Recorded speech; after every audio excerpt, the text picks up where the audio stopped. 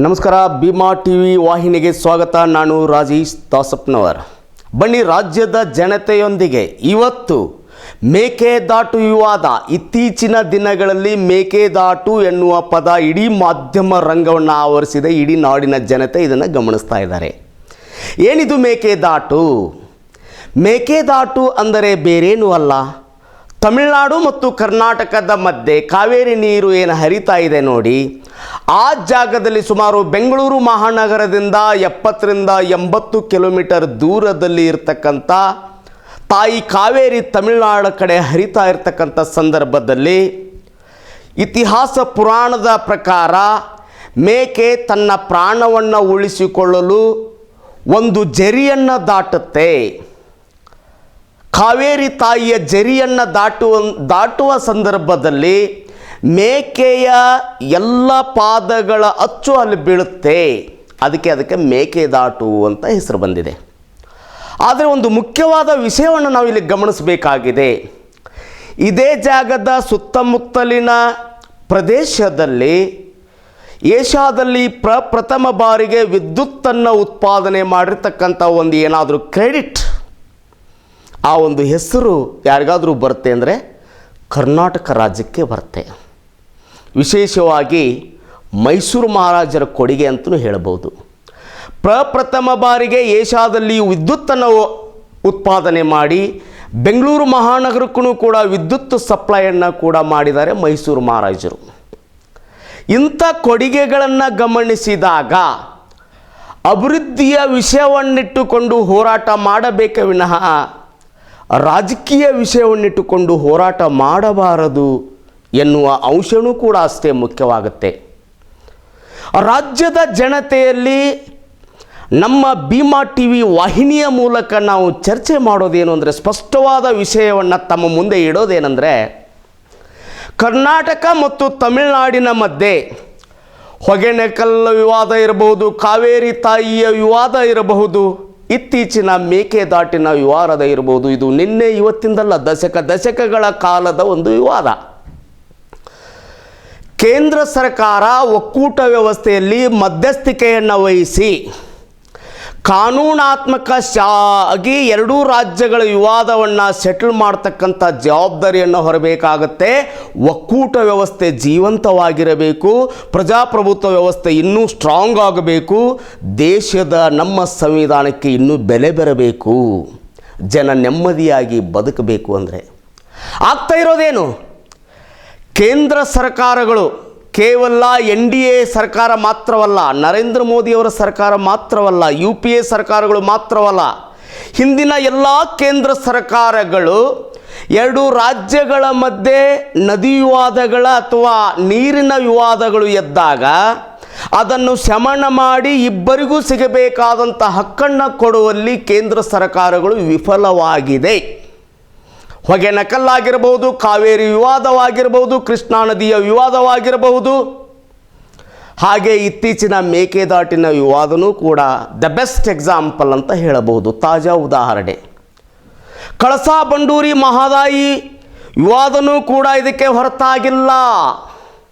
ರಾಜ್ಯದ ಜನತೆ ಗಮನಿಸಬೇಕಾದಂಥ ಒಂದು ವಿಷಯ ಏನೆಂದರೆ, ಎಲ್ಲ ರಾಜಕೀಯ ಪಕ್ಷಗಳು ನಿಮ್ಮ ಮುಂದೆ ಇಟ್ಟಿರ್ತಕ್ಕಂಥ ವಿಷಯಗಳು, ಪ್ರಸ್ತುತ ಮಾಡಿರ್ತಕ್ಕಂಥ ವಿಷಯಗಳು ಸತ್ಯಕ್ಕೆ ದೂರವಾಗಿದೆ. ದ ಬೆಸ್ಟ್ ಎಕ್ಸಾಂಪಲ್, ಇತ್ತೀಚೆಗೆ ನಾವು ಗಣನೆಗೆ ತೆಗೆದುಕೊಂಡಾಗ ಮೇಕೆದಾಟು ಪ್ರಾಜೆಕ್ಟು ಯಾಕೆ ಡಿಲೇ ಆಗ್ತಾ ಇದೆ, ಯಾಕೆ ವಿಳಂಬವಾಗುತ್ತಿದೆ ಎನ್ನುವ ಪ್ರಶ್ನೆಗಳನ್ನು ಜನಗಳು ಮನಸ್ಸಿನಲ್ಲಿ ಕೇಳ್ತಾ ಇದ್ದಾರೆ. ಇದಕ್ಕೆ ಇಲ್ಲಿದೆ ಉತ್ತರ ನಮ್ಮ ವಾಹಿನಿಯ ಮೂಲಕ. ಏನದಕ್ಕೆ ಸ್ಪಷ್ಟವಾದ ಉತ್ತರ? ಸದ್ಯಕ್ಕೆ ಮೇಕೆದಾಟು ಪ್ರಾಜೆಕ್ಟನ್ನು ಕರ್ನಾಟಕ ರಾಜ್ಯ ಸರ್ಕಾರ ಕೈಗೆತ್ತಿಕೊಳ್ಳಲು ಸಾಧ್ಯವಿಲ್ಲ. ಕಾರಣ ಏನೆಂದರೆ, the case is pending in the supreme court. ದೇಶದ ಅಪೆಕ್ಸ್ ಕೋರ್ಟ್ನಲ್ಲಿ ಇದಕ್ಕೆ ಸಂಬಂಧಿಸಿರ್ತಕ್ಕಂಥ ವಿಷಯ ಪೆಂಡಿಂಗ್ ಇದೆ. ಕಾರಣವೇನೆಂದರೆ, ನಮ್ಮ ರಾಜ್ಯದ ಕೆಳಭಾಗದಲ್ಲಿರ್ತಕ್ಕಂಥ ತಮಿಳುನಾಡು ನಮಗೆ ಸಿಗಬೇಕಾದಂಥ ಕಾವೇರಿ ತೀರ್ಪಿನ ಪ್ರಕಾರ ನಮಗೆ ಸಿಗಬೇಕಾದಂಥ ನೀರು ಸಿಗುವುದಿಲ್ಲ. ಈ ಪ್ರಾಜೆಕ್ಟ್ ಏನಾದರೂ ಜಾರಿಗೆ ಬಂದರೆ ಮೇಕೆದಾಟು ಪ್ರದೇಶದಲ್ಲಿ ಕರ್ನಾಟಕ ಏನಾದರೂ 9,000 ಕೋಟಿಯಲ್ಲಿ ಡ್ಯಾಮನ್ನು ರಚನೆ ಮಾಡಿದರೆ ತಮಿಳುನಾಡಿನ ಕುಡಿಯುವ ನೀರಿಗೆ ಸಂಚಕಾರ ಬರುತ್ತೆ, ತಮಿಳುನಾಡಿನ ರೈತರಿಗೂ ಕೂಡ ಸಂಚಕಾರ ಬರುತ್ತೆ ಎನ್ನುವ ವಾದವನ್ನು ಮುಂದಿಡ್ತಾ ಇದೆ ತಮಿಳುನಾಡು ಸರ್ಕಾರ. ಮುಖ್ಯವಾದ ಒಂದು ವಿಷಯವನ್ನು ನಾವು ಗಮನಿಸಬೇಕು. ತಮಿಳುನಾಡು ಸುಮಾರು ಬ್ಯಾಚಸ್ ಆಫ್ ಪಿಟಿಷನ್ಸನ್ನು ಫೈಲ್ ಮಾಡಿದೆ ಸುಪ್ರೀಂ ಕೋರ್ಟ್ನಲ್ಲಿ. ಕಾವೇರಿ ವಾಟರ್ ಡಿಸ್ಪ್ಯೂಟ್ ಅಥಾರಿಟಿ, ಅದು ಯಾವುದೇ ಒಂದು ವಿಷಯ ಬರಲಿ, ಕಾವೇರಿ ವಾಟರ್ಗೆ ಸಂಬಂಧಪಟ್ಟಂಥ ವಿಷಯ ಬಂದಾಗ ತಮಿಳುನಾಡು ಮತ್ತು ಕರ್ನಾಟಕದ ಮಧ್ಯೆ ಇಂಥ ಸೂಕ್ಷ್ಮ ವಿಷಯವನ್ನು ಸೆಟಲ್ ಮಾಡತಕ್ಕಂಥ ಓನಸ್ಟ್ ರೆಸ್ಪಾನ್ಸಿಬಿಲಿಟಿ ಯಾರ ಮೇಲಿದೆ ಅಂತಂದರೆ ಕಾವೇರಿ ವಾಟರ್ ಡಿಸ್ಪ್ಯೂಟ್ ಅಥಾರಿಟಿ. ಹಾಗೆ ಕೇಂದ್ರ ಸರ್ಕಾರ ಏನು ಮಾಡಬೇಕು ಅಂದರೂ ಹಸಿರು ನಿಶಾನೆಯನ್ನು ತೋರಿಸಬೇಕು. ರಾಷ್ಟ್ರೀಯ ಹಸಿರು ಮಂಡಳಿ ಏನಿದೆಯಲ್ಲ ಅದು ಕೂಡ ತನ್ನ ಸರ್ಟಿಫಿಕೇಟನ್ನು ಕೊಡಬೇಕಾಗುತ್ತೆ ಇದಕ್ಕೆ ಸಂಬಂಧಪಟ್ಟಂತೆ. ತಮಿಳುನಾಡಿನ ಮತ್ತೊಂದು ವಿವಾದ ಏನೆಂದರೆ ಈ ಸುತ್ತಮುತ್ತಲಿನ ಅರಣ್ಯ ಪ್ರದೇಶ ನಾಶವಾಗುತ್ತದೆ, ಎನ್ವಿರಾನ್ಮೆಂಟ್ ಮೇಲೆ ದೊಡ್ಡದಾದಂಥ ಒಂದು ಹೊಡೆತ ಬೀಳುತ್ತೆ ಅನ್ನುವಂಥ ವಾದವನ್ನು ಕೂಡ ತಮಿಳುನಾಡು ಮುಂದಿಡ್ತಾ ಇದೆ. ಕರ್ನಾಟಕದ ವಾದ ಏನೆಂದರೆ ಯಾವುದೇ ರೀತಿಯಿಂದ ಪರಿಸರಕ್ಕೆ ಹಾನಿಯನ್ನು ಮಾಡದೆ ನಮ್ಮ ಕಾವೇರಿ ನೀರು ಅನವಶ್ಯಕವಾಗಿ ಹರಿದು ಹೋಗದ ಹಾಗೆ ತಡೆ ಹಿಡಿದು ರಿಸರ್ವಾಯರ್ ಮೂಲಕ ಬೆಂಗಳೂರು ಮಹಾನಗರ, ರಾಮನಗರ ಮತ್ತು ಕನಕಪುರಕ್ಕೆ ಕುಡಿಯುವ ನೀರಿನ ಯೋಜನೆಯನ್ನು ನಾವು ಯಶಸ್ವಿಯಾಗಿ ಕೈಗೊಳ್ತೀವಿ. ನಮ್ಮ ಹಕ್ಕನ್ನು ಕಿತ್ತುಕೊಳ್ಳಬೇಡಿ, ನೀವು ನಮ್ಮ ಹಕ್ಕನ್ನು ಪ್ರಶ್ನೆ ಮಾಡುವ ನೈತಿಕ ಹೊಣೆ ನಿಮ್ಮದಲ್ಲ, ನೈತಿಕ ಹಕ್ಕು ನಿಮ್ಮದಲ್ಲ, ನಮ್ಮ ಜನಗಳಿಗೆ ಕುಡಿಯುವ ನೀರನ್ನು ಕೊಡುವ ಜವಾಬ್ದಾರಿ ನಮ್ಮ ಮೇಲಿದೆ ಎನ್ನುವಂಥದ್ದನ್ನು ಕರ್ನಾಟಕ ಸರ್ಕಾರ ವಾದ ಮಾಡ್ತಾ ಇದೆ. ವಾದ ವಿವಾದಗಳು ಏನೇ ಇರಲಿ, ಸ್ಪಷ್ಟವಾದ ವಿಷಯ ಏನೆಂದರೆ since the case is pending in the apex court, ಸದ್ಯಕ್ಕೆ ಮೇಕೆದಾಟು ಯೋಜನೆಯನ್ನು ಕೈಗೊಳ್ಳಲು ಕರ್ನಾಟಕ ಸರ್ಕಾರದಿಂದ ಸಾಧ್ಯವಿಲ್ಲ. ಹಾಗಿದ್ರೆ ಕೇಸ್ ಕ್ಲಿಯರ್ ಯಾವಾಗ ಆಗುತ್ತೆ? Delayed tactics by the central government. ಕೇಂದ್ರ ಸರ್ಕಾರ ಇಲ್ಲಿವರೆಗಿನ ಕೇಂದ್ರ ಸರ್ಕಾರಗಳು ಇದನ್ನು ವಿಳಂಬ ನೀತಿಯನ್ನು ಅನುಸರಿಸುವುದರ ಮೂಲಕ ಈ ಪ್ರಾಜೆಕ್ಟ್, ಈ ಯೋಜನೆ ಹಿನ್ನೆಲೆಗೆ ಬೀಳಲು ಕಾರಣವಾಗಿದೆ. ಇದು ಆವಾಗ ಮುನ್ನೆಲೆಗೆ ಬರ್ತಾ ಇದೆ ಕೇವಲ ರಾಜಕೀಯ ಹಿತಾಸಕ್ತಿಗೋಸ್ಕರ. ಕಾಂಗ್ರೆಸ್ನವರು ಪಾದಯಾತ್ರೆ ಮಾಡ್ತಾ ಇದ್ದಾರೆ. ಹೊಗೇನಕಲ್ ಡ್ಯಾಮನ್ನು ನಾವು ಕಟ್ತೀವಿ, ಕರ್ನಾಟಕದ ರೈತರಿಗೆ ಆಗಿರ್ಬೋದು, ಕುಡಿಯುವ ನೀರಿನ ವಿಷಯದಲ್ಲಾಗಿರ್ಬೋದು, ಜನಗಳಿಗೆ ನೀರನ್ನು ಕೊಡ್ತೀವಿ, ಅದಕ್ಕೆ ನಾವು ಬದ್ಧರಾಗಿದ್ದೀವಿ ಅಂತ ಇತ್ತೀಚೆಗೆ ಕಾಂಗ್ರೆಸ್ನವರು ಪಾದಯಾತ್ರೆಯನ್ನು ಕೂಡ ಮಾಡ್ತಾ ಇದ್ದಾರೆ. BJPಯವರು ಪ್ರತಿಕ್ರಿಯಿಸಿ ಪ್ರಶ್ನೆ ಮಾಡ್ತಾರೆ ಕಾಂಗ್ರೆಸ್ನವ್ರಿಗೆ, ಸ್ವಾಮಿ ನಿಮ್ಮ ಸರ್ಕಾರ ಇದ್ದಾಗ ಯಾಕೆ ಪಾದಯಾತ್ರೆ ಮಾಡಲಿಲ್ಲ? ನಿಮ್ಮ ಸರ್ಕಾರ ಇದ್ದಾಗ ಯಾಕೆ ಪ್ರಾಜೆಕ್ಟನ್ನು ಕೈಗೆತ್ತಿಕೊಳ್ಳಲಿಲ್ಲ? ಸನ್ಮಾನ್ಯ ಶ್ರೀ ಸಿದ್ದರಾಮಯ್ಯ ಅವರು ಹೇಳ್ತಾರೆ, ನನ್ನ ಸರ್ಕಾರದಲ್ಲಿ ಇನ್ ಡೀಟೇಲ್ ಪ್ರಾಜೆಕ್ಟ್ ರಿಪೋರ್ಟನ್ನು ಕೇಂದ್ರ ಸರ್ಕಾರಕ್ಕೆ ಸಲ್ಲಿಸಲಾಗಿತ್ತು, ಆದರೆ ಕೇಂದ್ರ ಸರ್ಕಾರ ಸುಮ್ಮನೆ ವಿಳಂಬ ಮಾಡ್ತಾ ಇದೆ ಅಂತ BJPಯವರ ಮೇಲೆ ಗೂಬೆ ಕುಂದಿರಿಸ್ತಾ ಇದ್ದಾರೆ. ಹಾಗೆ DK ಶಿವಕುಮಾರ್ ಅವರು ಮಾತಾಡ್ತಾ ಇದ್ದಾರೆ, ಇದು ಕನಕಪುರ, ರಾಮನಗರ ಮತ್ತು ಬೆಂಗಳೂರು ಮಹಾನಗರಕ್ಕೆ ಬಹಳಷ್ಟು ಅವಶ್ಯಕತೆವಾಗಿರ್ತಕ್ಕಂಥ ಕುಡಿಯುವ ನೀರಿನ ವಿಷಯ, ಇದರಲ್ಲಿ ರಾಜಕೀಯ ಮಾಡೋದು ಬೇಡ. ಅದಕ್ಕೆ ಪ್ರತಿಕ್ರಿಯೆಯಾಗಿ ಕೇಳ್ತಾ ಇದ್ದಾರೆ ರಾಜ್ಯದಲ್ಲಿರ್ತಕ್ಕಂಥ BJPಯವರು ಅಥವಾ ಸರ್ಕಾರವನ್ನು ನಡೆಸ್ತಕ್ಕಂಥ BJP ಸರ್ಕಾರ, ನಾವು ಕೂಡ ಬದ್ಧವಾಗಿದ್ದೀವಿ ಮೇಕೆದಾಟು ಯೋಜನೆಯನ್ನು ಕೈಗೆತ್ತಿಕೊಳ್ಳಲು. ಇಬ್ಬರೂ ಬದ್ಧರಾಗಿದ್ದರೆ ಯೋಜನೆ ಯಾಕೆ ವಿಳಂಬವಾಯಿತು? ಎರಡೂ ಪಕ್ಷಗಳು ಆಡಳಿತವನ್ನು ಮಾಡಿದ್ದವು ರಾಜ್ಯದಲ್ಲಿ ಮತ್ತು ಕೇಂದ್ರದಲ್ಲಿ. ಹಾಗಿದ್ದರೆ ಯಾಕೆ ವಿಳಂಬವಾಯಿತು? ಎಡವಟ್ಟಾಗಿದ್ದು ಎಲ್ಲಿ? ಈ ಯೋಜನೆಯ ಕಲ್ಪನೆಯ ಕೂಸು ಹುಟ್ಟುಕೊಂಡಿದ್ದು 1996-97ರ JH ಪಟೇಲ್ ಗೌರ್ಮೆಂಟ್ನಲ್ಲಿ. ಅಲ್ಲಿಂದ ಇಲ್ಲಿಯವರೆಗೆ ಯಾಕೆ ನೆನೆಗುದಿಗೆ ಬಿದ್ದಿದೆ? ಮೊದಲನೆಯದ್ದು ವಿದ್ಯುತ್ತನ್ನು ಉತ್ಪಾದನೆ ಮಾಡೋದು. ಕರ್ನಾಟಕ ರಾಜ್ಯದ KPTCL ಅವರ ಒಂದು ಕನಸಿನ ಕೂಸಿದು.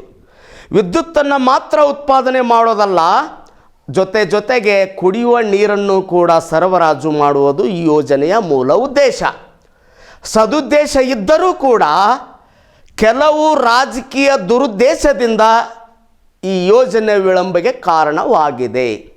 ಹಾಗಿದ್ರೆ ಕರ್ನಾಟಕದ ಜನತೆ ತೆಗೆದುಕೊಳ್ಳಬೇಕಾದ ನಿರ್ಧಾರ ಬಹಳ ಮುಖ್ಯ. ಇಲ್ಲಿ ರಾಜಕೀಯ ಪಕ್ಷಗಳು ತೆಗೆದುಕೊಳ್ಳುವ ನಿಲುವನ್ನು ನೆಚ್ಚಿಕೊಂಡರೆ ಈ ಯೋಜನೆ ಪರಿಪೂರ್ಣವಾಗಿ ಬೇಗನ ಮುಗಿಯುವುದಿಲ್ಲ. ನಮ್ಮ ನಿರೀಕ್ಷೆ, ನಮ್ಮ ಕನಸು ಈಡೇರುವುದಿಲ್ಲ. ರಾಜ್ಯದ ಜನತೆ ಎರಡೂ ರಾಷ್ಟ್ರೀಯ ಪಕ್ಷಗಳನ್ನು ಗಮನಿಸಬೇಕಾಗುತ್ತೆ. ಇವರು ಅಧಿಕಾರದಲ್ಲಿದ್ದಾಗ, BJPಯವರು ಅಧಿಕಾರದಲ್ಲಿದ್ದಾಗ ಯಾವ ಥರ ನಡೆಯನ್ನು ತೆಗೆದುಕೊಳ್ತಾ ಇದ್ದಾರೆ, ಕಾಂಗ್ರೆಸ್ನವರು ಅಧಿಕಾರದಲ್ಲಿದ್ದಾಗ ಯಾವ ಥರ ನಿರ್ಧಾರವನ್ನು ಮಾಡಿದ್ದಾರೆ, ಅಳೆದು ತೂಗಿ ಗಮನಿಸಿ ಅಧ್ಯಯನ ಮಾಡುವ ಕಾಲ ಇದಾಗಿದೆ ರಾಜ್ಯದ ಜನತೆಯ ಪಾಲಿಗೆ. ದಯವಿಟ್ಟು ರಾಜ್ಯದ ಜನತೆಗೆ ನಮ್ಮ ವಾಹಿನಿಯ ಮೂಲಕ ಮನವಿ ಏನು ಅಂದರೆ, ಕುಡಿಯುವ ನೀರು ನಮ್ಮ ಹಕ್ಕು. ರಾಷ್ಟ್ರ ಮಟ್ಟದಲ್ಲಿ ಗ್ರೀನ್ ಎನ್ವಿರಾನ್ಮೆಂಟಲ್ ಸರ್ಟಿಫಿಕೇಟ್ ಮುಖ್ಯ. ಅದನ್ನು ಕೇಂದ್ರ ಸರ್ಕಾರದ ಅಡಿಯಲ್ಲಿ ನಾವು ಪಡ್ಕೊಳ್ಬೇಕಾಗತ್ತೆ. ಹಾಗೆಯೇ ಎರಡೂ ರಾಜ್ಯಗಳ ಮಧ್ಯೆ ಜಲ ವಿವಾದ ಇದ್ದಾಗ ಕೇಂದ್ರದ ಜಲಸಂಪನ್ಮೂಲ ಸಚಿವರು, ಪ್ರಧಾನಮಂತ್ರಿಯವರು ಮತ್ತು ಎರಡೂ ರಾಜ್ಯದ ಮುಖ್ಯಮಂತ್ರಿಯವರು, ಮುಖ್ಯ ಕಾರ್ಯದರ್ಶಿಗಳು, ಎರಡೂ ರಾಜ್ಯದ ಜಲಸಂಪನ್ಮೂಲ ಸಚಿವರನ್ನು ಒಳಗೊಂಡಂಥ ಟೀಮನ್ನು ಸಭೆ ಕರೆದು ಸಮಜಾಯಿಸಿ ಕನ್ವಿನ್ಸ್ ಮಾಡಿ 2 ಸ್ಟೇಟ್ಸ್ ಡೈಲಾಗ್, ಎರಡೂ ರಾಜ್ಯಗಳನ್ನು ಸಮಾಧಾನ ಪಡಿಸುವ ಪ್ರಯತ್ನ ಕೇಂದ್ರ ಸರ್ಕಾರ ಮಾಡ್ತಾ ಇಲ್ಲ. ಓಡಸ್ responsibility is failed by the central government. ಅದಕ್ಕೋಸ್ಕರ ಇಂಥ ವಿವಾದಗಳು ವಿಳಂಬ ನೀತಿಯನ್ನು ಅನುಸರಿಸುವುದರಿಂದ ನೆನೆಗುದಿಗೆ ಬೀಳ್ತಾ ಇದೆ. ಕರ್ನಾಟಕಕ್ಕೆ ಇದು ಒಂದೇ ವಿಷಯದಲ್ಲಿ ಅನ್ಯಾಯ ಆಗ್ತಾ ಇಲ್ಲ. ಹೊಗೆನಕಲ್ ವಿಷಯವಿರಬಹುದು, ಮೇಕೆದಾಟು ವಿಷಯವಿರಬಹುದು, ಕಳಸಾ ಬಂಡೂರಿ ವಿಷಯವಿರಬಹುದು, ಹಾಗೆ ಕೃಷ್ಣ ಕೊಳ್ಳದ ಹರಿವಿನ ನೀರಿನ ವಿಚಾರವಾಗಿರಬಹುದು, ಆಲ್ಮಟ್ಟಿ ಡ್ಯಾಮನ್ನು ಎತ್ತರಿಸುವ ವಿಚಾರವೇ ಆಗಿರಬಹುದು. ಕರ್ನಾಟಕ ಕೇಂದ್ರದ ಮಟ್ಟಿಗೆ ಕಾಂಗ್ರೆಸ್ನವ್ರಿಗೆ ಆಗಿರ್ಬೋದು, BJPಯವರಿಗೆ ಆಗಿರ್ಬೋದು ಸಾಕಷ್ಟು ಕೊಡುಗೆಯನ್ನು ಕೊಟ್ಟಿದೆ ಕರ್ನಾಟಕದ ಜನತೆ ಎರಡೂ ಪಕ್ಷಗಳಿಗೆ ಸಾಕಷ್ಟು ಕೊಡುಗೆಯನ್ನು ಕೊಟ್ಟಿದ್ದಾರೆ, ಆಶೀರ್ವಾದ ಮಾಡಿದ್ದಾರೆ. ಆದರೆ ಎರಡೂ ಪಕ್ಷಗಳು ತಾವು ಅಧಿಕಾರದಲ್ಲಿದ್ದಾಗ ಮಾಡಬೇಕಾದ ಕೆಲಸವನ್ನು ಮಾಡದೆ ತಾವು ಅಧಿಕಾರದಿಂದ ವಂಚಿತರಾದಾಗ ಈ ವಿಷಯವನ್ನು ಮುನ್ನೆಲೆಗೆ ತರುವ ಪ್ರಯತ್ನ ಮಾಡ್ತಾ ಇವೆ ಅನ್ನೋದು ಸ್ಪಷ್ಟವಾಗಿ ನಮ್ಮ ಜನಗಳಿಗೆ ಗೊತ್ತಾಗಬೇಕಾಗಿದೆ. ರಾಜ್ಯದ ಜನತೆ ದಯವಿಟ್ಟು ಬೇರೆ ರಾಜ್ಯದ ಜನತೆ ಹೇಗೆ ಬುದ್ಧಿವಂತರಾಗಿದ್ದಾರೆ ರಾಜಕೀಯ ವಿಷಯದಲ್ಲಿ, ನಾವು ಕೂಡ ಅಷ್ಟೇ ಬುದ್ಧಿವಂತರಾಗಬೇಕಾಗಿದೆ. ಪಾಠವನ್ನು ಕಲಿಸುವುದರ ಮೂಲಕ ನಮ್ಮ ಹಕ್ಕನ್ನು ಉಳಿಸಿಕೊಳ್ಳಬೇಕಾಗಿದೆ. ಯಾವಾಗ ನಾವು ಪಾಠವನ್ನು ಕಲಿಸಬಹುದು? ಸ್ವಾಮಿ, EVM ಮಷಿನ್ ಮೂಲಕ ಚುನಾವಣೆಯಲ್ಲಿ ಕರೆಕ್ಟಾಗಿ ಬಟನ್ ಒತ್ತಿ ಕಿವಿ ಹಿಂಡುವುದರ ಮೂಲಕ ಯಾರು ಅಧಿಕಾರದಲ್ಲಿದ್ದಾಗ ಡಿಲೇ ಟ್ಯಾಕ್ಟಿಕ್ಸ್ ಮಾಡ್ತಾರೆ, ಯಾರು ಅಧಿಕಾರ ಇಲ್ಲದಿದ್ದಾಗ ಇಂಥ ವಿಷಯಗಳನ್ನು ಮುಂದೆ ತಂದು ತಮ್ಮ ರಾಜಕೀಯವನ್ನು ಬೇಳೆ ಬೇಯಿಸ್ಕೊಳ್ತಾರೆ, ಅಂಥ ಇಬ್ಬರೂ ನಾಯಕರನ್ನು, ಎರಡೂ ಪಕ್ಷಗಳನ್ನು ಕಿವಿ ಹಿಂಡುವ ಕೆಲಸವನ್ನು ರಾಜ್ಯದ ಜನತೆ ಮಾಡಬೇಕು.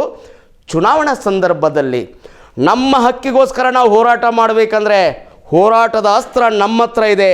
ಚುನಾವಣೆಯಲ್ಲಿ ಪಾಠ ಕಲಿಸುವುದರ ಮೂಲಕ ಕನ್ನಡಿಗರಿಗೆ ಕರ್ನಾಟಕಕ್ಕೆ ಆದಂಥ ಅನ್ಯಾಯಕ್ಕೆ ತಕ್ಕದಾದಂಥ ಉತ್ತರ ಕೊಡುವಂಥ ಸಂದರ್ಭ, ಆ ಸಮಯ ನಮ್ಮ ಕನ್ನಡ ನಾಡಿನ ಜನತೆಗೆ ಬಂದೇ ಬರುತ್ತೆ.